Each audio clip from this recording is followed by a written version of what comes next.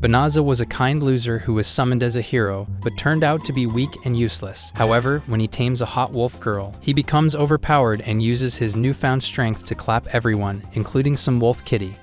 After being summoned, Banaza finds himself surrounded by several mages, and the bishop tells him that he's a hero candidate who's going to fight the Dark Army and liberate their nation from evil. As they assess his abilities, the bishop explains that heroes are summoned as level 1 and receive divine skills and high stats from the gods to aid in their mission. Sadly for Banaza, the gods decided to take a nap during his summon, so all he gets are horrible stats and some basic business skills, which are no good in battle against the Dark Army. Just then, another hero with legendary stats is summoned, and everyone rushes to his podium to suck it up to him, ignoring Banaza like a middle child at the dinner table.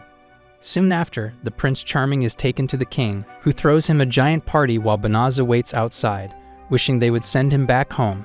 Later, he learns that he cannot go back the way he came, so to make up for his failure, the king offers him residence in a nearby fortress. After traveling for nearly 3 weeks, he's left outside a forest with a bottomless bag, which has enough food and money to last him a while.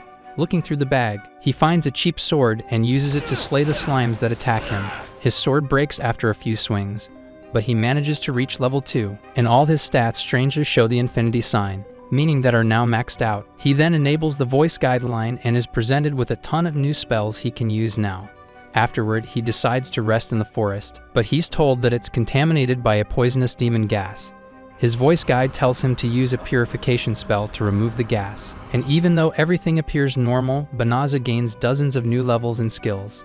Back in the capital, the princess approaches the king and tells him that it's cruel to lead the hero in the forest, especially since the Dark Army has a base there. Just then, the messenger reveals that someone purified the entire forest, and the king believes it was done by the other hero with legendary stats. However, he is shocked to learn that it was done by the useless hero who was cast to the north.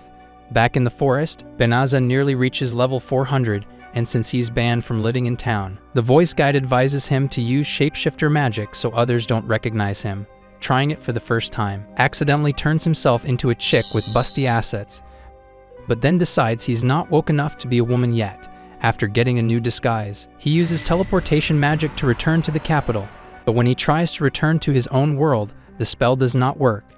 Afterward, he goes around the city looking for ways to make money, coming across an adventurer's guild that works similarly to the one in his previous world. He registers himself under the name Fleo and heads to the notice board to find jobs. That's when he sees a girl asking an adventurer to escort her to the Delaveza forest, the same one he was in earlier.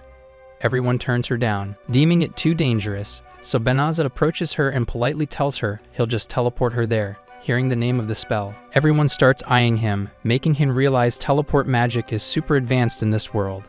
Just then, a blonde pulls out her sword, introducing herself as Balarosa, and calls him out for lying about using teleportation magic. Her squad accuses Banaza of being the Diddy of this world, and since he doesn't want to cause any trouble, he decides to show the girls that he isn't lying. They all gather in a discreet alley, and Banaza teleports all of them to the forest without any effort, much to their shock. Balarosa immediately takes the knee, calling him Sir Fleo and apologizing for being rude to such a skilled mage. On the other hand, the little girl notices that all the poisonous gas in the forest is gone, but before Banaza tells him it was he who did it, the voice guide informs him that the girl is also a demon, and he basically just pulled an Itachi on her entire clan. Hearing this, Balarosa and her squad pull out their weapons, revealing that they heard of a demon who guides adventurers to the forest and hunts them down. At first, her innocent face shows signs of fear, but once she realizes she has no way out, she finally shows them her true form, revealing herself as Fenris of the Infernal Four. As he releases toxic gas around them, the whole squad falls to their knees, and Balarosa explains that the Infernal Four are some of the strongest demons in this world. Since Banaza can't protect all of them at once, he uses teleportation magic to send the girls away. Once he's left all alone, he refuses to die so soon and pulls out all the spells he knows to face the monster. Despite being inexperienced in combat, Banaza uses whatever spell that pops up to evade Fenris' attacks, making her increasingly frustrated. Eventually, he manages to pin her down using gravity magic, and the voice guide suggests he uses subjugation to control Fenris' thoughts and turn her into a slave. However, Banaza is a kind soul who is against slavery and refuses to use the spell. As he continues to hesitate, Fenris tries her best to escape his gravity magic, but eventually collapses, accepting that her magic is not strong enough to face him. She asks the guide to take her life, but Banaza refuses, saying he never wanted to fight her in the first place. He then lifts his magic, but Fenris is confused because she thinks humans and demons are supposed to fight till the bitter end. However, Banaza says it's all the same to him, and he can never hurt anyone who surrenders against him, much to Fenris' shock. She then transforms back into her human form, but Banaza suddenly turns around, telling her that she's got the whole stock on display, covering her with his own jacket. He politely tells her that he'll let her go if she stops hunting humans. He then decides to get her some clothes from his bag, but Fenris falls asleep due to magic depletion. Banaza then sets up camp nearby and allows her to sleep inside while he looks at all the spells he's unlocked. Soon after, Fenris wakes up and realizes that Banaza healed her while she was asleep. She is still confused because anyone else in his place would have pumped and dumped her, so to pay him back, she promises to never fight humans again. On top of that, she declares him as her master and promises to dedicate her whole life to giving him moral support during the day and oral support during the night. Banaza immediately backs off, saying he isn't in support of slavery and can't own a life, but Fenris starts making cute faces to change his mind. She even says that she would rather die if she cannot serve him, so Banaza reluctantly agrees to let her stay by his side. Later, he explains that he was summoned from a different world as a hero candidate, but he's got no skills, and he cannot even go back to his own world. He temporarily lifts his shape-shifting magic to show her his real face, even telling her that the people from the castle are after him. He then says he has nowhere to go and no goals in mind, and if she were to follow him, she would be astray as well. Fenris calmly tells her that her species lives for one purpose only, and that is to serve the one they consider their master. She further says it doesn't matter who he is and where he is from because she will be loyal to him for the rest of her life.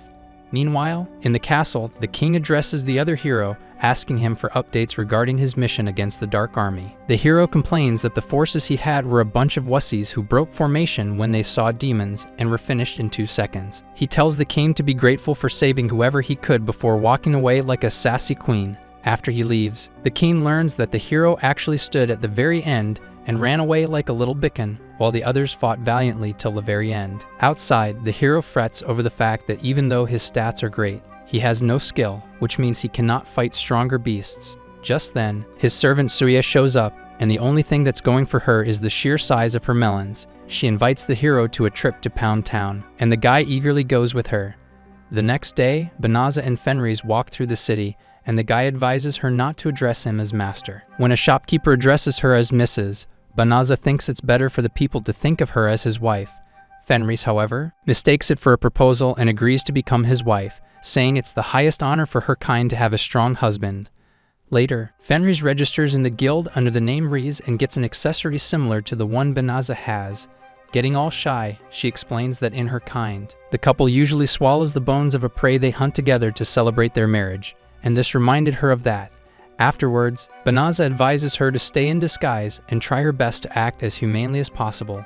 Just then, the guild lady informs everyone of an urgent request, revealing that a large group of psycho bears has been spotted just north of here. With the price 10 times that of normal, Fenris asks Banaza to take the quest, but he thinks he's not strong enough.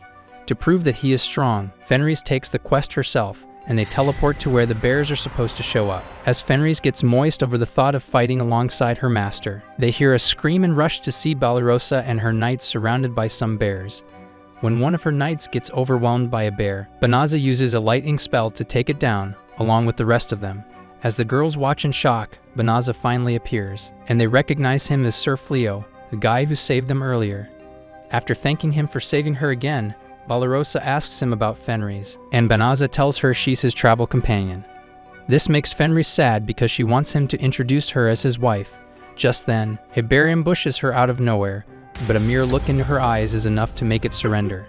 As Fenris and Banaza discuss making this bear a pet, Balarosa and her squad watch in horror because these beasts are supposed to be vision animals. Banaza then puts a restriction spell around the bear to stop it from attacking humans, followed by shapeshift magic that turns it into a cute little fox. Afterward, Balarosa takes them to her place, where they all introduce themselves one by one. Her squad consists of Blossom, Bilary, and Bolano, and they all request Banaza to teach them how to become stronger. They tell him that the army led by the hero was wiped out by the psycho bears, and the hero refused to lead another attack until the kingdom provided him with better equipped warriors. Thus, the king ordered every knight to level up by defeating at least one psycho bear, but they are not strong enough to do so. Hearing all this, Fenris suddenly gets jealous and a dark aura surrounds her, but Banaza calms her down by telling the girls that she is actually his wife. The girls back down because they don't want to meddle in his personal life, but Fenris suddenly changes her mind and tells Banaza to teach the girls how to fight. After he agrees, the girls ask him for one more thing, a room in his house so they can be close to him at all times. Before he can answer, Fenris agrees to let them in, saying they'll only need one room anyway since they're a couple. Meanwhile, a cat demon named Olemi reports to the Dark One, revealing that their camp at the Delaveza forest was completely annihilated by a purification spell. Intrigued by the person who cast it, the Dark One orders her to capture the culprit. The next day, Banaza wakes up to find Fenris sitting next to him, pretending to be his wife. He recalls how last night she wanted to get her V-card swiped, but when the guy refused, she got all sad. Thinking he hates her, he explained that they cannot skip the honeymoon phase, and it's best if he sleeps in the hall. But she reminded him that the others will get suspicious. She then helps him get out of his sleeping clothes, but Balarosa enters the room at the worst time, only to run away, apologizing. Later, Banaza decides it's time to train the girls, so he sets them up against a wild boar to toughen them up. But as soon as the beast charges at them, Balarosa panics and runs away. Luckily, Blossom steps in and stops the boar with a strong swing of her sword. Fenris quickly tells Balano to put up a shield in front of Blossom, and she does just in time. After that, Bylary steps up and fires her arrow, but her aim is so off that the shot barely scratches the boar. Things get worse when Balano's magic runs out and the shield vanishes, allowing the angry boar to chase them again. As Banaza watches the girls scream like they're in a haunted house, he tells Fenris that building a harem of certified baddies is way more realistic than turning these walkingals into warriors. Later that evening, as Banaza brings comfy beds for the girls, Fenris calls everyone to dinner, proudly serving raw meat like it's a gourmet meal. Banaza stares at the plate in horror, but politely tells her it would be better if the meat were cooked, but she likes it raw, like your mom. He offers to help and Balarosa joins him in the kitchen. Before long, they prepare a proper meal that actually looks edible. The girls are surprised by how good the food tastes and assume magic was involved, but Banaza tells them it's all thanks to Balarosa. Fenris, on the other hand, stares at the salad with suspicion and says only weak beasts eat grass. Banaza convinces her to try it, and after one bite, she quietly admits it's good. The next day, they take a wagon full of dead boars into town and deliver them to the guild, catching a lot of attention from everyone. While waiting, Fenris asks to explore the town, and Banaza agrees. Just then, a demi-human named Leolith approaches Banaza and says he needs to speak with him privately. Banaza follows him into an office where he's offered tea and told that the king has heard of his achievements. The king wants Banaza to help the hero and become an honorary knight in return. Banaza listens but casually declines because he'd rather spend his mornings waking up to Fenris going throat goat on his sausage. As he steps outside, Banaza finds Fenris looking roughed up. When he asks her what happened, she insists everything is fine. What she doesn't tell him is that she signed up for a cooking class and caused a kitchen nightmare.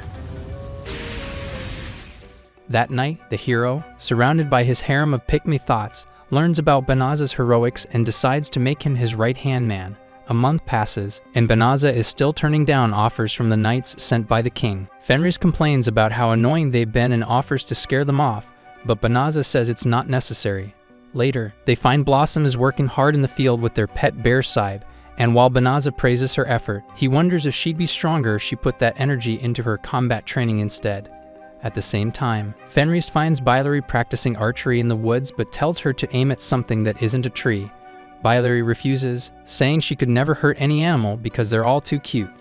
Later, Banaza finds Balana resting under a tree. He gives her a magic ring that boosts her energy and tells her to test it later. As he walks away, she tries to move the ring to her ring finger, but Fenris suddenly appears and threatens to cut her finger off if she dares. They're interrupted by a scream from Balarosa, who's getting attacked by a giant caterpillar.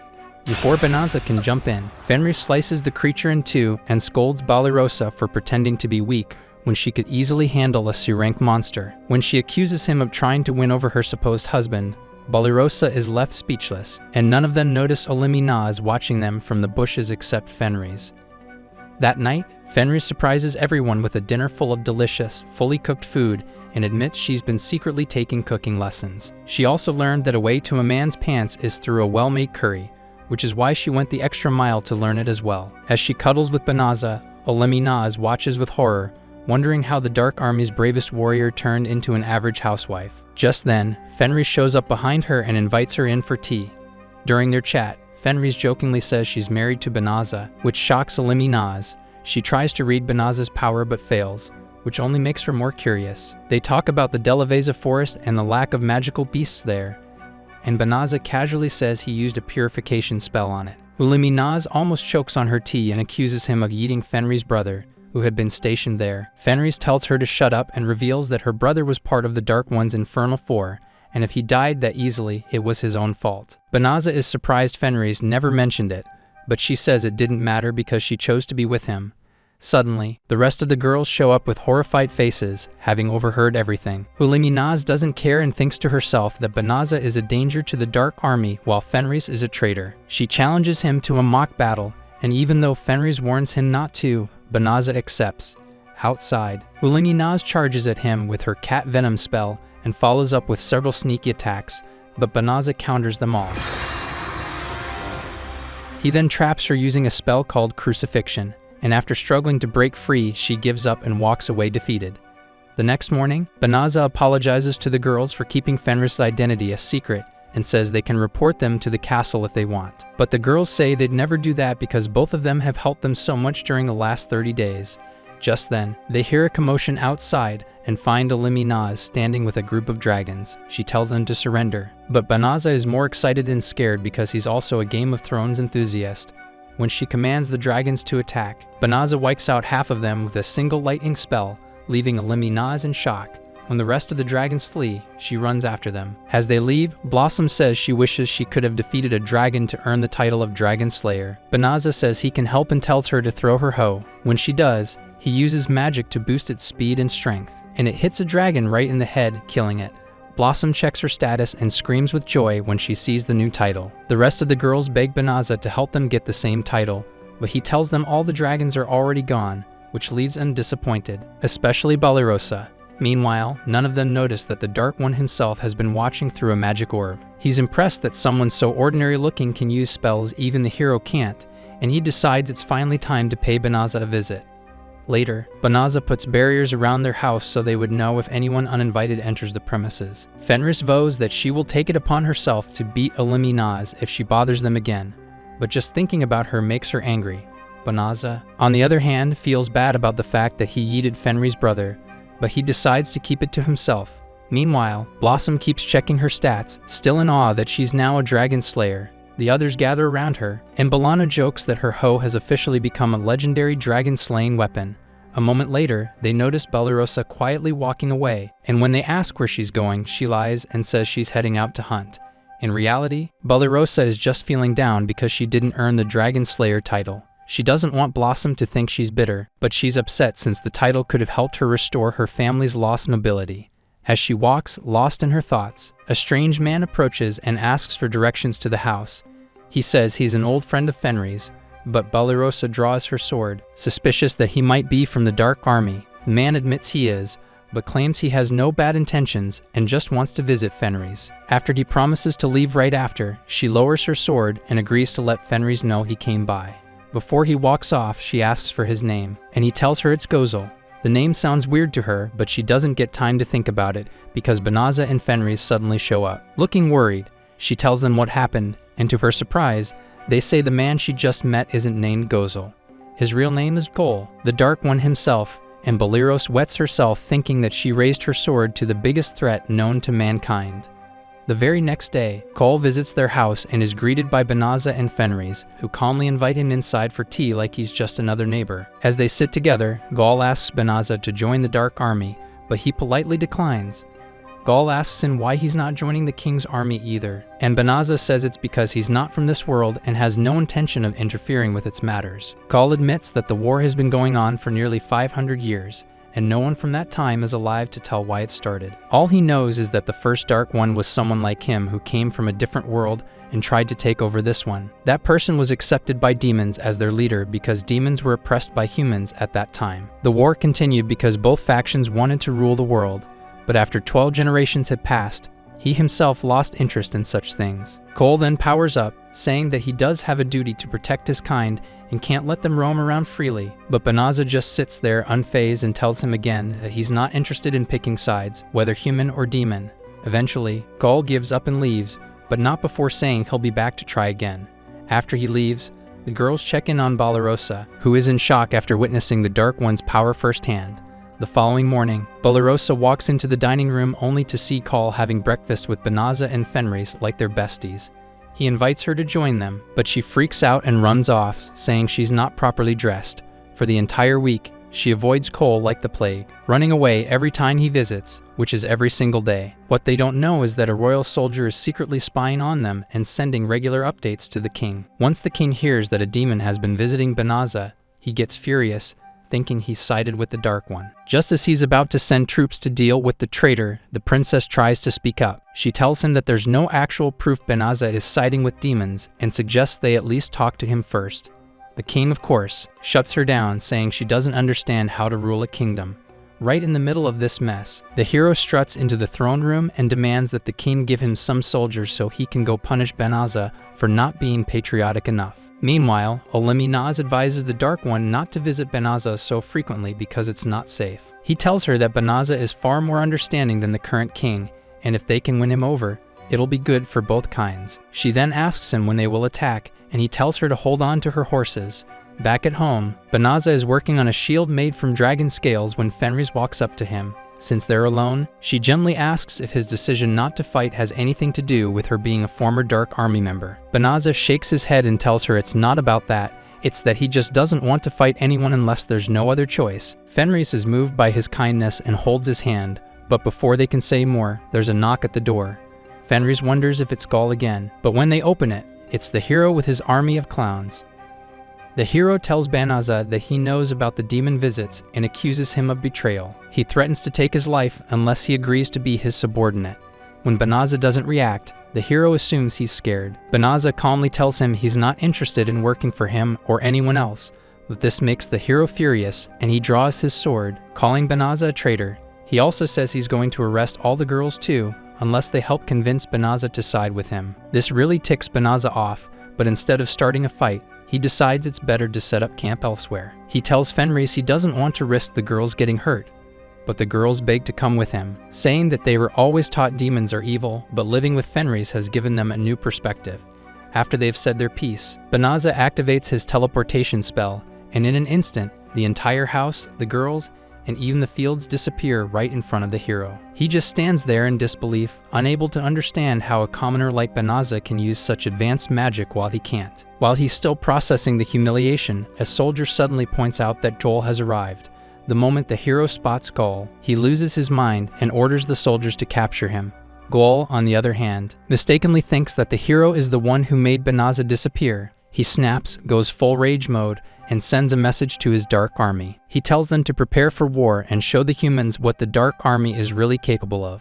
Meanwhile, Banaza and the rest arrive at the west of the capital, and Banaza assures everyone that no one will find them here, much to Balarosa's relief. Fenris, happy with the fact that they are all safe and together, decides to cook them a nice meal, unaware of the war that is about to break out in the capital.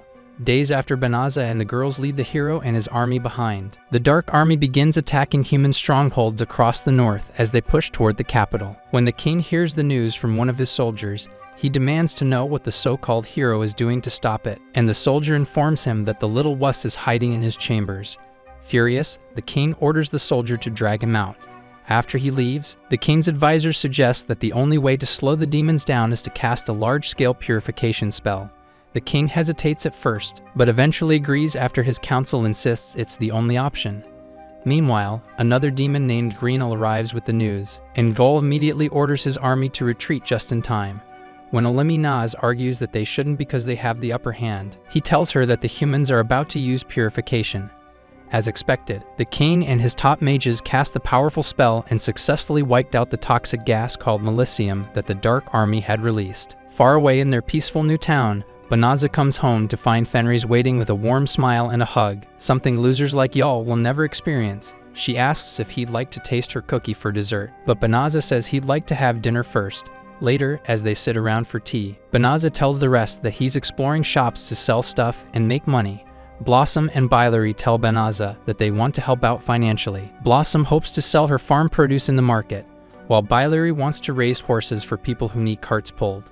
Banaza praises them both, but Balirosa and Bolano feel useless since they haven't found a way to contribute. Following her alpha wolf instincts, Fenris quickly reassures them that they don't have to worry, and Banaza agrees, telling them to just keep training and helping around the house. Back in the capital, the spell takes a heavy toll on the kingdom's mages, leaving most of them sick.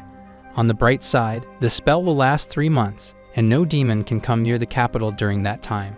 Even the king ends up bedridden, so Princess Elizabeth steps up to lead in his place. One of her first decisions is to strip the hero of his title since he's proven to be completely useless. When the advisors ask how they'll defend the kingdom without a hero, she tells them to summon the oracle instead. Meanwhile, the disgraced hero is kicked out of the castle and swears that they'll beg him to return when the Dark Army comes knocking again. That night, while Banaza and Fenris are in bed, the guy feels grateful for everything he has and thanks Fenris, saying it wouldn't have been possible without her. While he's talking, Fenris falls asleep, and Banaza realizes that he's lucky to have such a peaceful life. The next day, the girls decide to take care of the house chores so Fenris and Banaza can go out on a date. Banaza is shy at first, but Fenris drags him across the city, and they both engage in different activities, having a good time overall. Later, they go through the market, and Banaza asks her to pick anything she likes as a gift from her, which makes her really happy. After looking through several stalls, she comes across a shop selling accessories that catch her eye. Banaza decides to get her a brooch that matches her eyes, and she happily accepts it. That night, she returns home and continues staring at the brooch, and seeing her act so cute makes the girls realize she had a great time today. However, they feel a little jealous because they're going to die virgins at this rate. That night, while Banaza is asleep, Fenris cuddles up to him in her sleep, which makes him flustered. The next day, the hero and his pick-me Suya sneak into the castle treasury, desperate to find something that will help him become stronger than Banaza.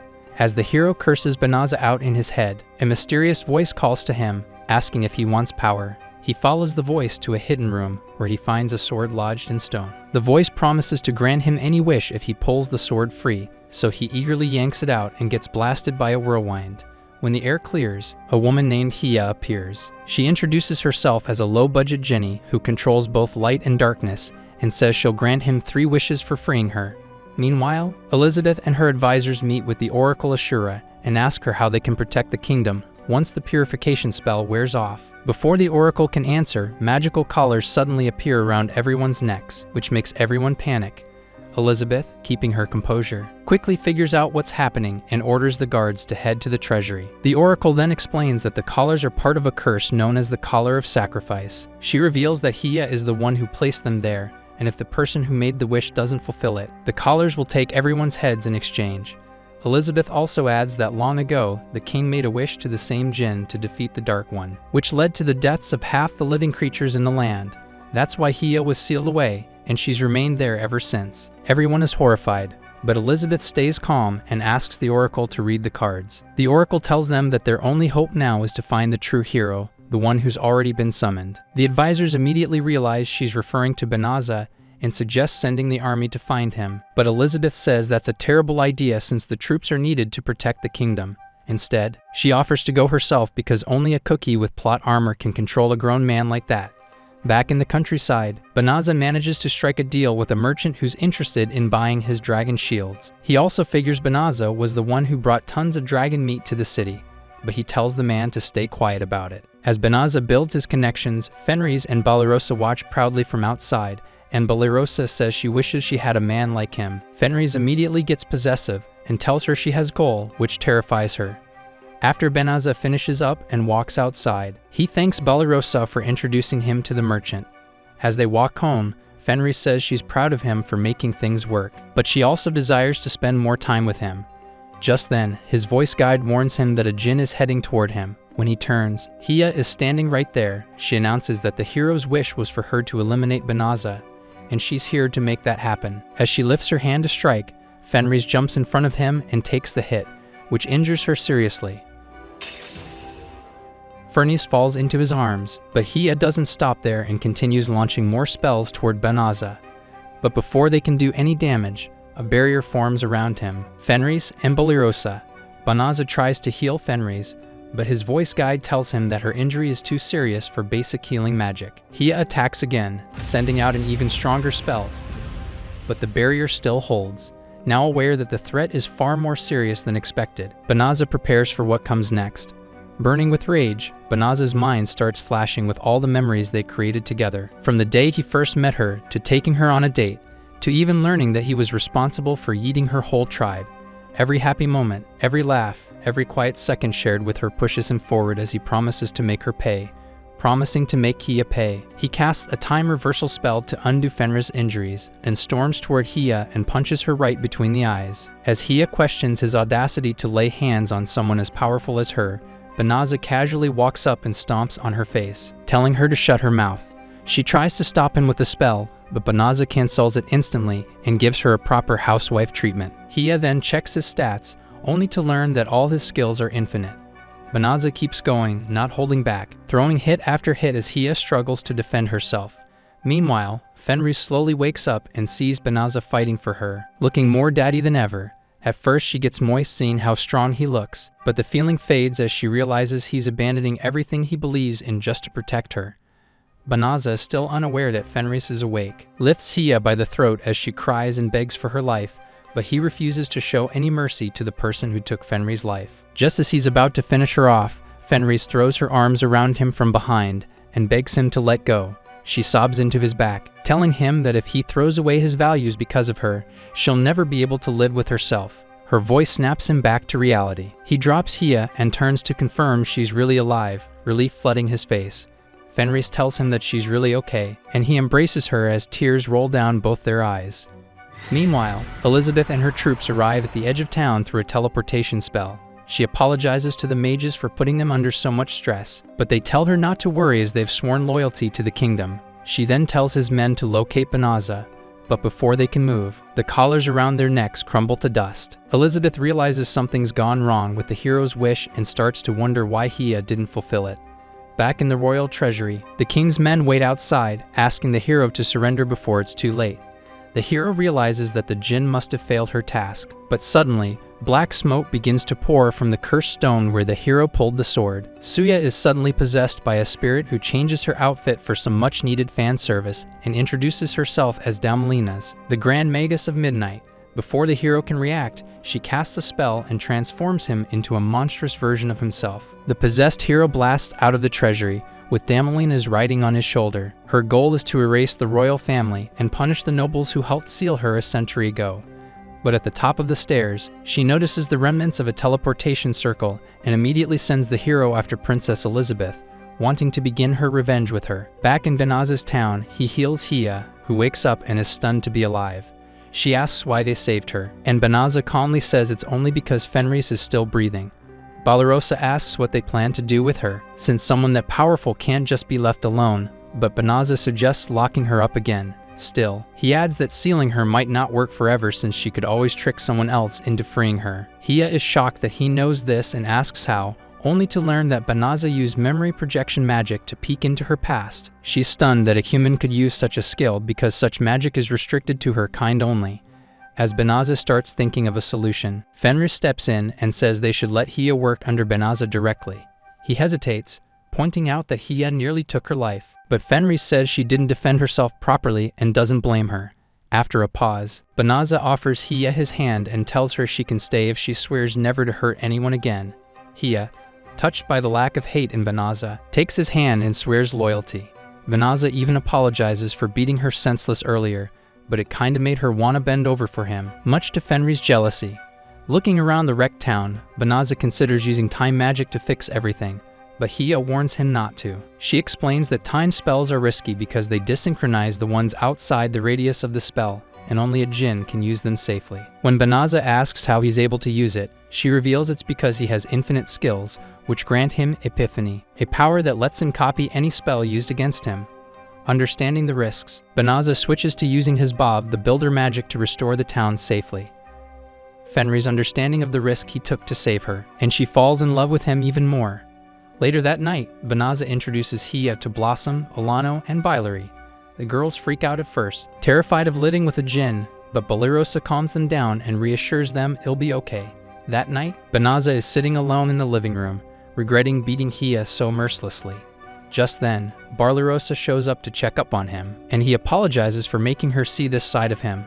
Balarosa understands he had to do it to protect them, and the guy tells her he doesn't understand how to use his power. Balarosa dives into her own issues, saying how she doesn't even know who the enemy is, so she doesn't understand why she wants to become stronger. Despite the paradox, she is still grateful to live with him and Fenris. Later, Banaza walks into his bedroom and finds Fenris sitting on the bed with a heavy look on her face. He asks what's wrong, but before she answers, she pulls him onto the bed and pins him down. She asks if he plans to return to his world and leave her behind now that he has all these powerful spells at his disposal. Banaza is shocked, so she explains that he can now use Jinn magic, which means he can go back to his world anytime he wants. As tears fill her eyes, she cuddles up with him and tells him to take her with him wherever he goes. Understanding her pain, he tells her that everything and everyone he loves is in this world, and he has no intention of leaving. Then he asks if she wants to be his real wife, adding that nearly losing her made him realize how much she means to him. Fenris tells him that to her. She's always seen him as her husband. She also tells him that she was always taught to live as a pack leader, but meeting him has made her realize that life is not just about fighting. Hearing that, Banaza kisses her, and the two begin to get closer. Lost in the moment, just when things start getting heated, they suddenly hear a voice and turn around to see Hia, standing at the door watching them like a total weirdo. Banaza, annoyed, tells her to leave, but Hia insists that as his servant, it's her duty to be by his side at all times. She also tells them not to be embarrassed because clapping is a natural part of life, but this ticks both of them off even more. The next morning, the princess goes around town, asking everyone she meets if they've seen Banaza, but no one seems to know where he is. Meanwhile, back at the house, Fenris serves a well-made breakfast to Banaza and the girls and reveals Hia helped her. They're surprised she can cook, and Hia proudly says she wanted to embrace being a housewife after Banaza treated her like one by beating her up. As they settle down to eat, Fenris reminds Hia to handle the laundry and a few other tasks once they're done. That small request makes the rest of the girls feel a bit awkward, and they start to wonder if they're just deadbeats freeloading at this point. Right after the meal, Blossom rushes out to her field and throws herself into farming with more energy than usual. Bilary also heads straight to the stables to check on her horses, determined to prove she can pull her weight too. They both worry that if they slack off even a little, Hia might take over their roles. Belano, who doesn't have a specific job outside of magic, stays in her room, quietly wrestling with self-doubt. Her father and brother are strong mages, and she left the knights before she could be like them, which she regrets a little. Although she's pretty weak, Banaza has been super patient with her slow progress, which makes her happy. Then a sudden scream from outside breaks her thoughts. She rushes out and finds Bilary already at the doorway. They both look out to see Blossom's field getting trampled by a large, out-of-control magical horse. When the horse attacks them, Belana steps forward and raises a barrier spell, stopping the creature from charging at them. Just then, Balarosa arrives and explains that she brought the horse home because she couldn't bear to slay it. Unfortunately, it went wild the moment they got back, which is quite odd. Hearing this, Bilary instantly realizes the problem and calls out to Saib, telling it to revert to his original rabbit form. The horse settles down right away, and Bilary grabs a shovel and some rope, ties them together, and tosses it at the beast, who bites down on it, letting her hop onto its back and take control.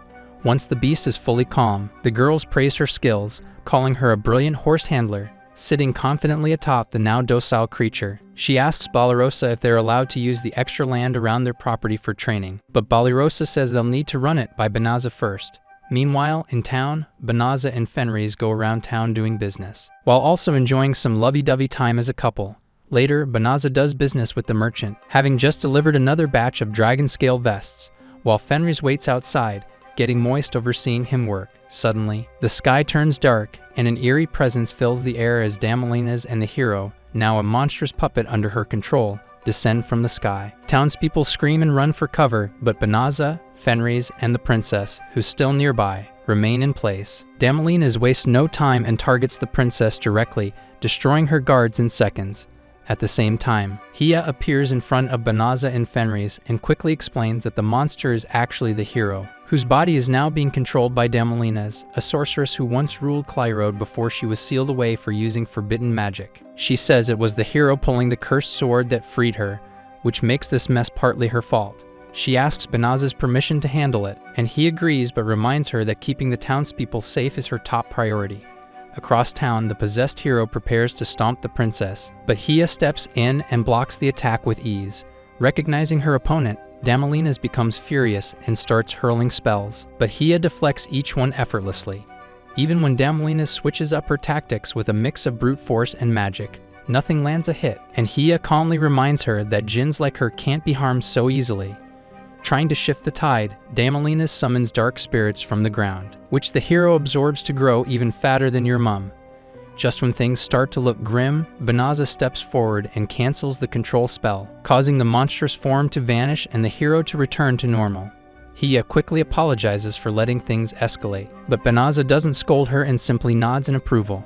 Without wasting time, Hia casts a sealing spell on Damalinas, who's too distracted by Banaza's magic to fight back. Her spirit is forced out of the hero's servant and turns into an orb, which Hia swallows to ensure the sorceress never escapes again. Banaza asks if swallowing was truly needed, and she says wasting good stuff like that should be a crime. She then explains that she's absorbed the witch's powers, which she will now use to serve him. As they decide to leave the hero for the castle soldiers, the princess approaches Banaza and formally introduces herself. At first, she thanks him for what he's done for the kingdom. Then she apologizes for the way her father and the hero treated him, promising that the hero will be held accountable. Afterward, she politely asks Banaza to return to the capital and become the true hero of the kingdom. But Banaza gently turns her down, saying that he's not interested in taking sides and just wants to slap Fenrir's kitty for the rest of his life.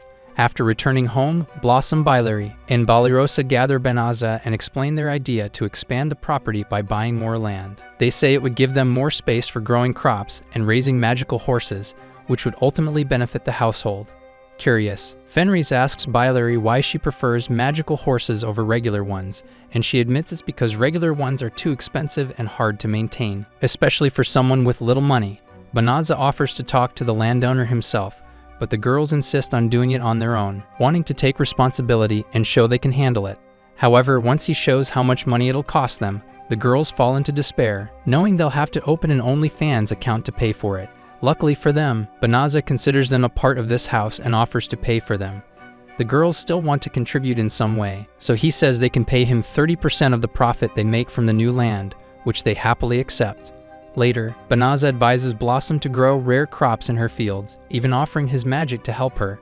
She says she wants to make it without relying on him, so Hia offers to lend her magic instead since she's also a part of this house. Blossom is still against it because she thinks natural growth is better, but Bolano insists they let her try using her magic for good. They ask Bolano why she's dressed in her mage uniform, and she says it's because she's decided to join a magic academy. The girls think she's joining to learn new magic, but she says she was given the role of a teacher instead, which makes them happy. She thanks Banaza for teaching her magic and showing her that it's useful even outside of combat.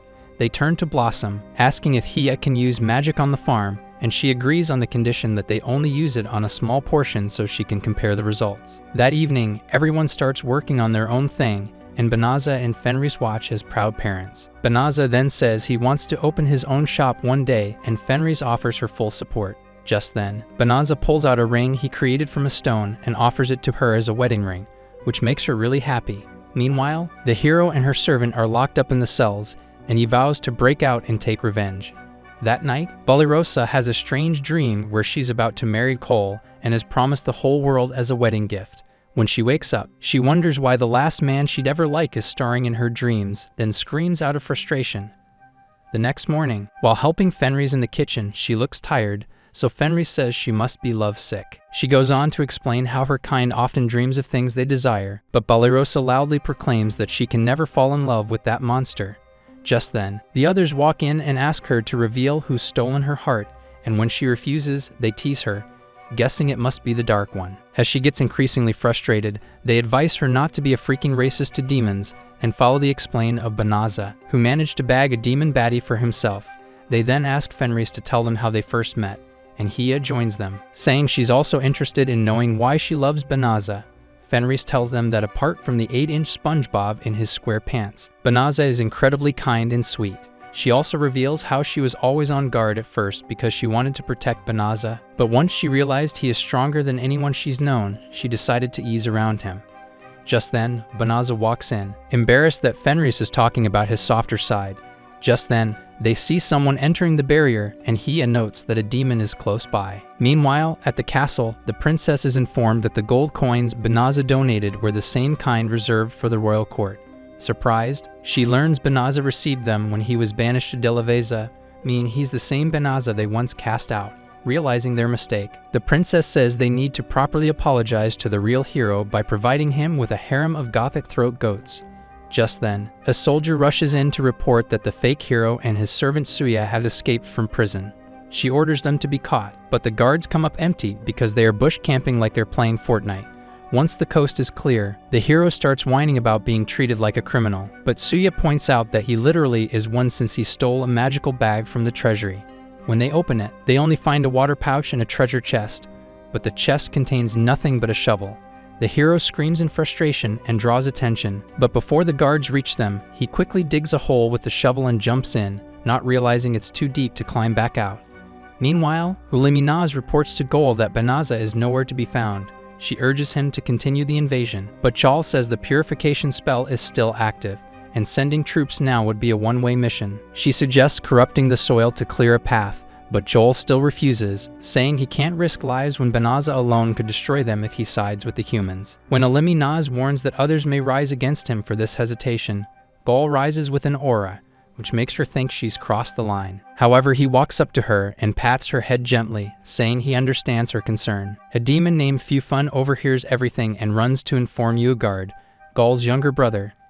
Angry that Gol has grown soft, Uegard declares that he will challenge his brother for the throne. The next day in town, Banaza and Fenris finish their business and decide to have lunch when they notice an old store closing down. They learn that during the last battle, the owner's workshop and trade routes were destroyed, and she doesn't have it in her to start all over again. On their way back, they run into Balarosa, who offers to treat them because she earned some money at the guild, and Fenris hesitantly agrees. Soon after, Hia appears and warns that a strong demon is approaching. Fenris recognizes Cole and stops Hia before she does anything. Cole joins them for lunch, which annoys Balarosa to no end. During the meal, Cole admits he's been searching for them because the barrier around town confirmed Banaza's presence. He also says he visits human towns regularly to observe them, which makes Balarosa furious. When she accuses him of spying, Cole admits it but calmly explains that humans aren't as innocent as they think because they would hurt demons on sight. Hia adds that the real problem is that most demons can't control the milicium they naturally release, which harms humans. Cole also points out that many demons are violent by nature, making peaceful coexistence almost impossible. After his grim explanation, he apologizes for ruining the mood and quietly leaves. Later, while walking home with the girls, Banaza reflects on what Cole said. He used to believe this world was better than the one he came from because demi-humans were treated equally, but now he sees that the war against demons isn't so different from the discrimination he thought he left behind. With a heavy heart, he hugs Fenris from behind and tells her how much she means to him. Fenris, understanding his emotions, stays still and just absorbs the moment with a smile. The next morning, while Banaza enjoys breakfast with the others, they all praise Fenris' cooking skills. She gives the credit to her teacher, Mileno, revealing she thanked her personally because her cooking lessons got her laid. Just then, Princess Elizabeth shows up and surprises both him and Fenris by calling him by his real name instead of his alias Fleo. They invite her inside, and once Balarosa serves tea, the princess asks everyone to leave because she wishes to speak to Banaza alone. Fenris instantly refuses, saying anything that concerns her husband can be said in front of her, and the kingdom has already mistreated her enough. After Banaza supports her, the princess gives in, and while the others leave, Fenris stays with just the two of them. She kneels down and sincerely apologizes to Banaza for the way he was treated after being summoned, but Banaza calmly tells her he holds no grudge and asks what brings her here. She pulls out a map, spreads it across the table, and shows him where the kingdom's forces are stationed. Banaza finds it strange that she's sharing something so important with someone who isn't even part of her circle, so she explains the situation. The effects of the purification spell are wearing off, and the kingdom's mages are still too weak to cast another. Troops have been sent to defend various towns, but there simply aren't enough soldiers to protect them all. That's why she's come to ask for his help. Fenris gets mad and says the princess has no right to drag Banaza into their war, especially after they treated him like a nutsock. Trying to calm the situation, the princess says her father will soon recover, and if nothing is done, might try to hunt Banaza down. Fenris thinks she's threatening them, but the princess says she's trying to protect him. She then reveals that she plans to force her father to step down and face the consequences for everything he's done. Fenris, not quite following, starts to think Elizabeth is using her husband to get the throne, but Banaza gently tells her to calm down. Elizabeth then explains that by trusting him with the location of her forces, she hopes to prove to everyone that he's not allied with the Dark Army. Doing this would make it clear that her father was wrong about him and help her gain the support she needs to take the throne. The princess thanks him for understanding and begs him to protect the innocent townsfolk. Elsewhere, the hero and Suya finally manage to escape from their pursuers, but Suya starts crying because she's hungry. The hero, in a rare act of kindness, gives her one of their 2 remaining biscuits. He's surprised that she's decided to stick with him after everything, but Suya feels the same way, saying he could have easily pumped and dumped her as well. Just before their romance gets anywhere, Fufun appears and kidnaps them. That night, Banaza tells Fenris that he wants to make this world a better place before he has children, and Fenris supports his decision to keep his willy wrapped for now. A few days later, the villagers on the outskirts begin fleeing to safer places due to the threat of the Dark Army's attacks. In the forest, a little girl picking nuts doesn't realize danger is close until Banaza and Fenris, both in disguise, appear just in time. Banaza creates a strong barrier to block the demons and tells the girl to run. Fenris asks why he didn't take the reward for helping, and Banaza says it's because it would mean he sided with the humans. One of the demons notices that Fenris is also a demon and angrily demands to know why she's fighting against them. Banaza answers that she's his partner and warns them that if they attack, he won't hold back. Fenris advises them to retreat since they can't break the barrier, but instead, they make way for their leader. The leader, a bulky Cyclops who Fenris recognizes as one of Yugard's top fighters, mocks her entire race and even insults her brother's death. To prove that her race is never to be looked down upon, Fenris asks Banaza to let her handle him, and once he agrees, she steps through the barrier and begins her attack. The Cyclops tries to crush her with his massive club, but she dodges easily and gives him mild scratches. When he asks if this is all she's got, she says she's holding back on purpose because Banaza doesn't approve of abuse of power. Then she jumps into the air, uses a spell to swap places with him, which causes the Cyclops to throw his club at her. She switches again and makes him crash face first into the club he just threw. With another spell, she pulls some trees out and uses them to pin him to the ground. Enraged, the Cyclops orders the other demons to charge, but Banaza casts a spell that freezes them in midair. He tells Fenris she doesn't need to keep fighting, then heals the wounded Cyclops with magic. Once he's done, he asks the demons to leave, but the Cyclops doesn't understand why Banaza is letting them go. Banaza explains that he wants to be friends with more demons, not just Fenris, but adds that he'll show them his full power if they force his hand. That's enough to scare them off, and they flee the forest. Banaza lowers the barrier, and Fenris praises him for using the bombastic side-eye she taught him at home. After they leave, Fenris asks him why he didn't torture them, and he says it's because he wants to reduce tensions between the 2 races. Soon after, the villagers arrive along with the young girl they saved, and they wonder why a demon is with him. He reveals she's his partner, which shows them that demons and humans are not enemies. They thank Banaza for protecting them, but Banaza tells them to thank the princess instead, since she's the one who sent him. After that, he hops on Fenris's back and heads toward the next village to help more people. Soon after, the princess learns of a masked adventurer who has been repelling the Dark Army with a wolf, and the man simply leaves without saying his name. Furthermore, he tells everyone that the princess sent him, so she immediately realizes it's Banaza and Fenris. Happy that the guy accepted her request, she vows to pay him back with a royal sloppy toppy later. Meanwhile, Gaul continues observing Banaza from afar when Greenel arrives with troubling news about his brother's rebellion. At the same time, Fufun presents the hero and Suya to Yugard, who plans to sacrifice them to the evil god in exchange for power to overthrow Gaul. As they prepare for the ritual, Yugard eagerly anticipates Gaul's arrival.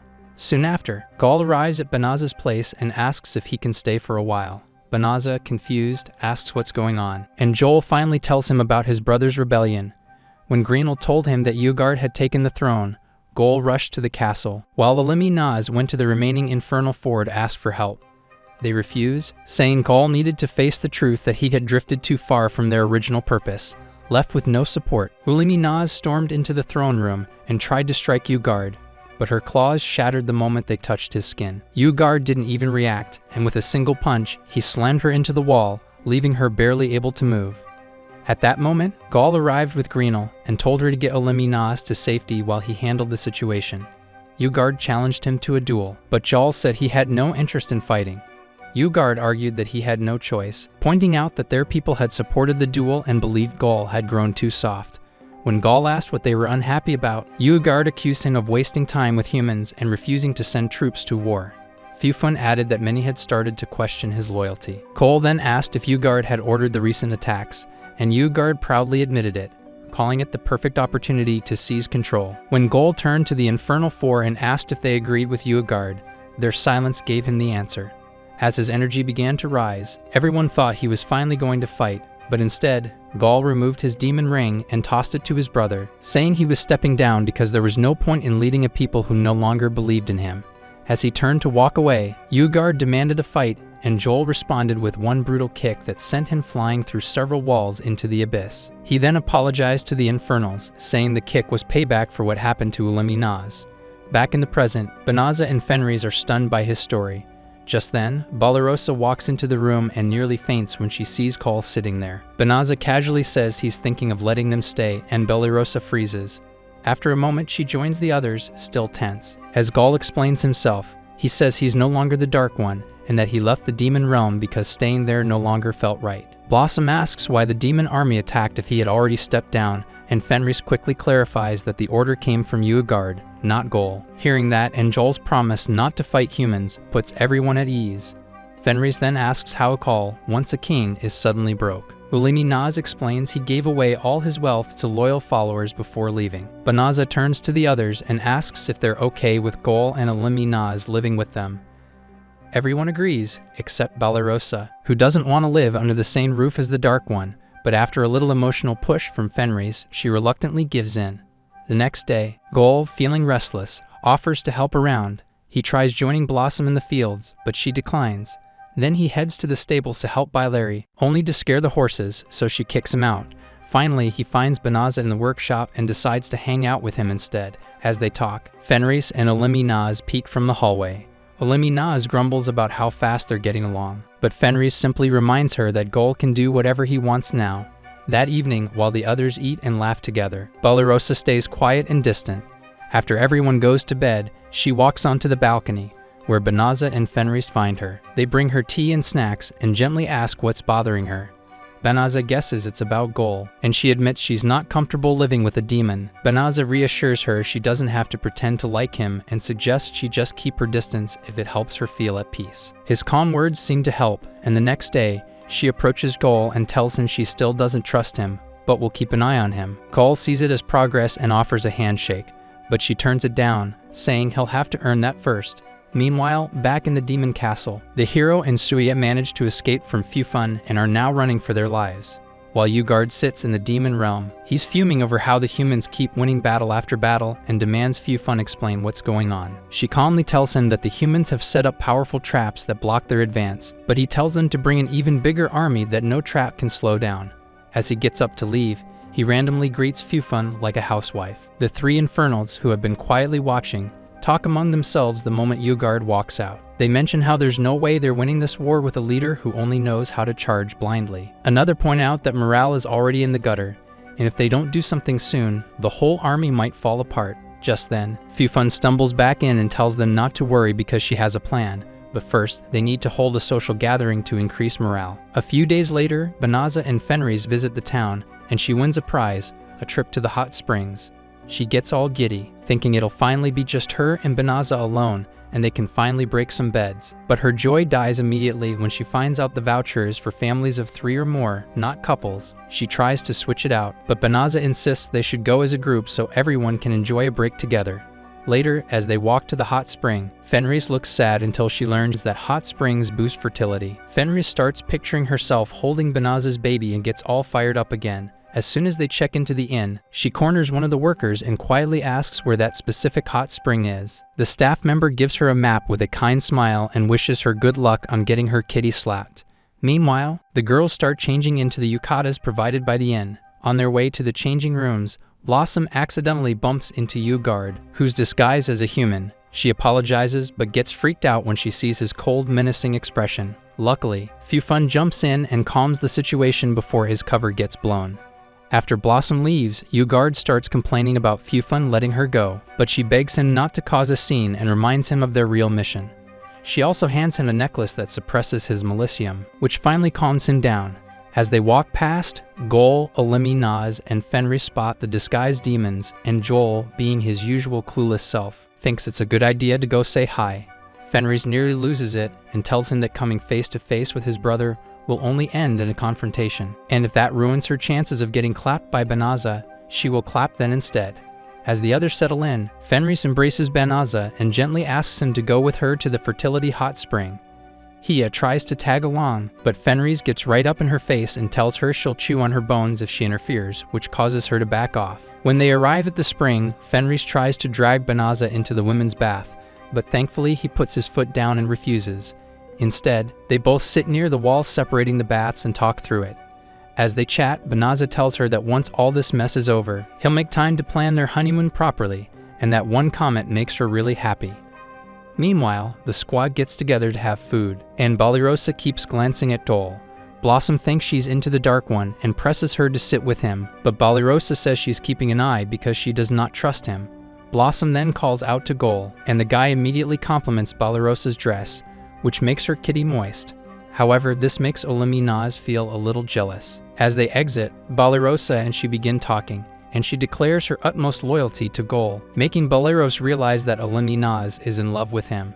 Back at the inn, Ugard's group is eating lunch, and he demands some entertainment because he's bored out of his mind. Fufun tries dancing, but she's so bad at it that Ugard punches her again just to make her stop. With her out of commission, two other demons try to lighten the mood with a roast battle, but it quickly turns into a fistfight between the two demons, which causes their Malakum to leak. At that exact moment, the hero and Suya arrive at the inn, hoping they can finally relax in the hot springs after all that running. Since they need some money, he pulls out a jewel he stole from the demon treasury. As he admires it, the jewel suddenly begins to suck in all the Milicium being released by the two brawling demons. Before he can react, they crash through the wall and land right in front of him, making him drop the jewel in shock. By the time Fufun runs in and screams for them to stop, the jewel has absorbed all the surrounding Milicium and attaches itself to the hero, who starts screaming as it fuses with his body and covers him in a black, corrupted aura. Soon enough, the whole building begins to collapse, so Banaza quickly uses his magic to keep it stable. He tells Fenris to go find out what's happening, and she leaps over the wall without even bothering to put her clothes back on. From outside, Balirosa and the others spot the giant creature that's now rampaging through the inn. Gol takes one look and says the monster is made of pure Milicium. Naz points out the glowing jewel around its neck and explains it's designed to amplify Milicium absorption. Balirosa wants to rush in and help everyone inside, but Joel tells them it's better to stay out of it because Banaza can handle the situation. Still, the girls refuse to stand by and insist on helping, which makes Gol rethink his stance. Inspired by their courage, he turns to Naz and asks if she wants to help Banaza. She recalls how, when he was the Dark One, he never asked for her opinion, but now he's acting like a gentleman. Together, they teleport straight to the roof of the inn, just as Fenris arrives from the other side. The Infernals immediately spot Joel and start calling out to him, which grabs Ugard's attention. Furious that his brother is here again, he charges straight toward the roof and throws down a challenge, demanding that Joel fight him right there and then. Balirosa sees Cole and Urigard on the roof and instantly assumes Call has betrayed them, so she hurries off to the bathhouse to warn Banaza. At the same time, Urigard starts throwing punches at his brother, but Joel calmly blocks the attacks with a spell, which only makes Urigard angrier. Meanwhile, Balirosa finds Banaza and quickly tells him about the demons gathering on the roof, including Gol, who she believes is working with them. Banaza assures her that Gol isn't the type to betray them and decides to hold the inn together with his magic, while the brothers sort it out. Back at the inn, the Milicium-powered monster attacks Gol, but he protects himself and tells the Naz that Urigard has the power to control Milicium. Naz figures that the best way to stop him is by separating the hero from the jewel, which is clearly boosting the monster's powers, so Fenris takes on the job and punches the hero out of the jewel. As soon as the jewel separates, the Milicium monster vanishes and Suya, who was caught in the mess, finds herself floating just above the ground. Afterward, Gol calmly tells Naz to stop the others from getting involved, while the brothers duke it out on the roof. When she gets to the other demons, they assure her that they have no intention of stepping in since it's clearly a battle between brothers. On the roof, Urigard continues throwing wild punches, but Joel has a spell active that reflects all of them back to Urigard. Frustrated, he powers up and starts hitting even harder. After taking some damage, Call grabs Urigard's face to shut him up and uses a spell to seal away his powers, which leaves him completely helpless. Furious about losing his abilities, Beauregard starts dropping slurs while the inn staff on the ground watch in horror, worried that the fight might restart again. Trying to prevent more destruction, the manager orders the staff to bring out their talismans, and the moment they throw them, the talismans wrap around Beauregard and his crew like ropes and teleport them out of the building. At the same time, Fenris is still slapping the bejesus out of the hero over and over again, and when Eliminaz asks what she's doing, she casually says she's trying to get rid of any leftover Melicium. Balirosa then runs over and tells her that Banaza wants everyone away from the building so he can repair it, and as soon as Fenris hears that, she drops the hero and backs off. Banaza casts a spell that restores the inn to how it was, and once the building is stable again, everyone helps clean up the place and assist the injured. Some of the staff also chase after the hero and Suya, who are trying to sneak away, and the guy digs another hole to hide. Once everything settles, the manager thanks Banaza and his friends for all their help and tells them to enjoy the rest of their stay. Fenris is especially excited because now she can finally get her cookie eaten by Banaza. At night, as the girls have fun in the fertility spring, Eliminaz joins them and notices that Balirosa's chug jugs are way bigger compared to hers, which makes her jealous. As the girls play around, Banaza and Joel relax in the men's bath and talk about stuff, acknowledging Banaza's kindness towards all races. Call says he's ready to help Banaza bridge the gap between humans and demons, and Banaza agrees that working together might be their best shot at lasting peace. After their bath, everyone gathers for a big dinner, and one of the waitresses gives Fenris an eel pie known for giving people lots of energy that'll help her go on for 7 rounds in a row. As they dig in, Balirosa approaches Cole and quietly thanks him for saving everyone from his brother. Later that night, when most of the house is asleep, Banaza and Fenris sit outside under the moonlight. He asks her how she feels about humans, and she admits that she's grown fond of them, especially after spending so much time with him and the girls. When she asks why he brought it up, Banaza says it's because he needs her by his side if they're going to make peace between both races. Fenris tells him she's ready to support him in any way she can because that's what a good wife should do. After that, they get caught in the moment and share a kiss before bumping uglies on Niangoa. The next day, as the group heads back home, the girls can't help but notice how Fenris is glowing with happiness, which is enough to make everyone guess what probably happened. A few days later, life at Banaza's house slowly returns to normal, and each of the girls continues with the hobbies they enjoy most.